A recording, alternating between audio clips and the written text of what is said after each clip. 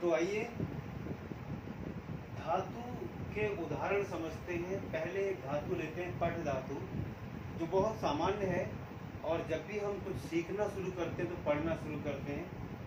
और पठ धातु का मतलब, पठ का मतलब पढ़ना, और पढ़ने से ही शुरू करते हैं हम। तो यहाँ जो पठ धातु है, हमने आपको जैसे बताया कि लकार सामान्यतः 5 प्रयोग किए जाते हैं, लेकिन हमने यहाँ पर केवल 3 जो मुख्य लकार हैं, जो 3 काल होते हैं। कोई भी क्रिया 3 काल में चलती है, चाहे हिंदी में हो, इंग्लिश हो और चाहे संस्कृत हो।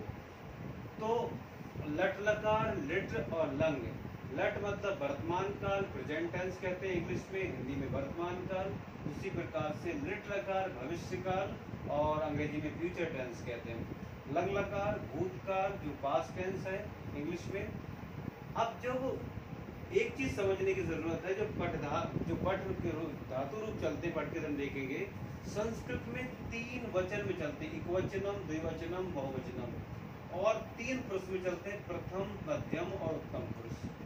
लेकिन इंग्लिश और हिंदी में डिफरेंस ये है, अंतर ये है, हिंदी में केवल 2 वचन में चलते हैं, 2 वचनों में चलता है। और 2 वचन में ये है कि 2 वचन में चलता है, उसमें हम जब कारकों का यूज करते हैं, वचन का यूज करते हैं, तो वचन में इतना डिफरेंस लगता नहीं। जैसे संस्कृत में एक वचन में दूसरी धातु प्रयोग होगी, द्विवचन में दूसरी होगी और बहुवचन में दूसरी होगी। उसी हिसाब पुरुष के अनुसार बदलता रहेगा।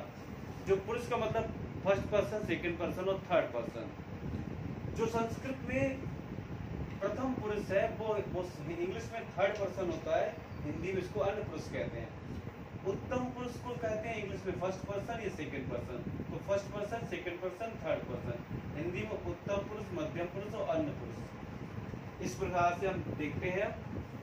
तो यहाँ पर देखते हैं, जो अगर मान लीजिए कोई एक वचन में होगा, जैसे बालक है और कहें कि बालक पढ़ता है, तो बालकाः पठति, एक वचन और प्रथम, क्योंकि बालक प्रथम पुरुष है।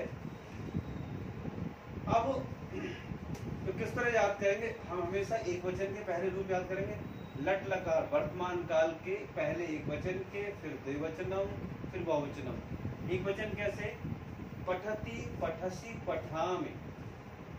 ठीक है, पढ़ता है, बालक पढ़ता है, तुम पढ़ते, स्वयं पठसी, और मैं पढ़ता हूँ, अहम पठामि।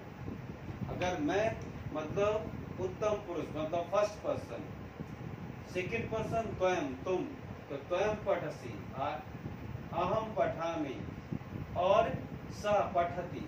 सा मतलब अगर सर्वनाम यूज करेंगे, सा पठति, वह पढ़ता है। उस प्रकार द्विवचन में अगर हो कि जैसे 2 बालक पढ़ते हैं या वे दोनों पढ़ते हैं, तो पठतः, तो दोनों के लिए आएगा। और वे सब पढ़ते हैं तो ते पठन्ति। या फिर सब बालक पढ़ते हैं तो बालकाः पठन्ति। लेकिन हम याद कैसे करेंगे? ऐसे पठतः, पठतः, पठावः, पठावः। आह की आवाज आती है, आ की हम विसर्ग को बोलते हैं। पठतः, पठतः, पठावः, पठन्ति, पठते, पठामः, पठन्ति, पठते, पठामः, बहुवचनम में। उसी तरह भविष्य काल में जाएंगे। जब हमें वर्तमान काल के लट लकार के रूप याद हो जाएंगे तो बहुत आसान है भविष्य काल के याद करने में। ध्यान देने की बात यहाँ है, जो ये पठती है वो यहाँ पठती है, लेकिन इसमें से केवल ये जोड़ दिया जाता है, ई और शा और या, इश। ये हर एक शब्द में ये जुड़ा हुआ है। इश कैसे? ये शब्द पठती है। अब यहाँ ध्यान से देखेंगे, ये मात्रा ई और शा और या, ये तीनों जुड़े हुए हैं, बाकी सब वही है। पठती, यहाँ भी पठती, ई और शा और या जुड़ा हुआ है, इश। तो जहां पर भी ये इश दिखाई देगा शब्द में, धातु के शब्द में, समझ लेना कि वो भविष्य काल है, वो लिट लकार है। लिट, लिट कहते हैं, लिट। ये लट, लट मतलब वर्तमान, लिट मतलब भविष्य काल। तो सभी में पठिष्यसि, पठिष्यामि, तो ये सब, जैसे कोई कहे कि वह पढ़ेगा तो सह पठिष्यति। वो कहे कि तुम पढ़ोगे तो त्वं पठिष्यसि। मैं पढ़ूंगा, अहम पठिष्यामि। और द्विवचन में होगा जैसे वे दोनों पढ़ेंगे तो तौ पठिष्यतः। ठीक है, अगर हम थर्ड पर्सन में है तो वो थर्ड पर्सन बता रहा हूँ, प्रथम पुरुष को थर्ड पर्सन कहते हैं, हिंदी में अन्य पुरुष कहते हैं। उत्तम पुरुष को इंग्लिश में एकवचन, मध्यम पुरुष को द्विवचन कहते हैं। तो इस तरह याद करेंगे, पठिष्यति, पठिष्यसि, पठिष्यामि, पठिष्यतः, पठिष्यथः, पठिष्यावः। यहाँ पठिष्यन्ति, पठिष्यतः, पठिष्यत और पठिष्यामः। अब लंग लकार, इसको लंग पढ़ते हैं, ये डा नहीं पढ़ते हैं, अंग पढ़ते हैं। लंग भूतकाल, पास्ट टेंस। इसमें क्या है, पहचान बताते हैं पास्ट टेंस की। इसमें पहचान ये है, इसके पहले आ जो उपसर्ग लगा होगा, ये आ सब में देख लीजिए आ लगा हुआ है। ये आ इसकी पहचान है कि ये पास्ट को पहचान सकते हैं। तो पास्ट में जो धातु है उससे पहले आ लगा है, आ जो लगा है ये उपसर्ग लगा हुआ है, और यहाँ इष्ट लगा हुआ है। भविष्य पहचानना हो तो इष्ट देखेंगे, पहचान लेंगे कि कौन सा लकार है, कौन से काल में संस्कृत की क्रिया चल रही है। और अगर पास्ट पहचानना है लंग लकार, तो हम आ जो लगा हुआ है इसको पहचान सकते हैं। तो आपठत, आपठ, आपठम, आपठताम, आपठतम, आपठाव, आपठन, आपठत, आपठाम। इस तरह से याद करेंगे। ऐसे में आपठत, आपठ, आपठम, आपठताम, आपठतम, आपठाव, आपठन, आपठत और आपठाम। तो बहुत ज्यादा याद देखिए, आपठाम, ये पठामहा लिखा है, इसके आगे आ जोड़ दिया गया, आपठामा। ये पठत लिखा है, इसके आगे आ जोड़ दिया गया, पठंती लिखा, आपठन हो गया, थोड़ा यहाँ पर बदला हुआ है।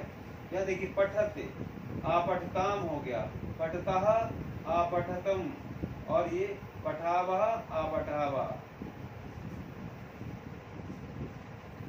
इसी प्रकार से यहाँ आपठत, आपठः और आपठम, तो इसमें आ जुड़ा हुआ है। हम जब भी याद करेंगे पहले एक वचन के, चाहे कोई सा लकार हो, लट, लिट, लंग, एक वचन, द्विवचन, फिर बहुवचन। तो जो धातु प्रक्रिया है ये मुख्यतः तीन काल, तीन लकारों में हमने बताया जो होता है।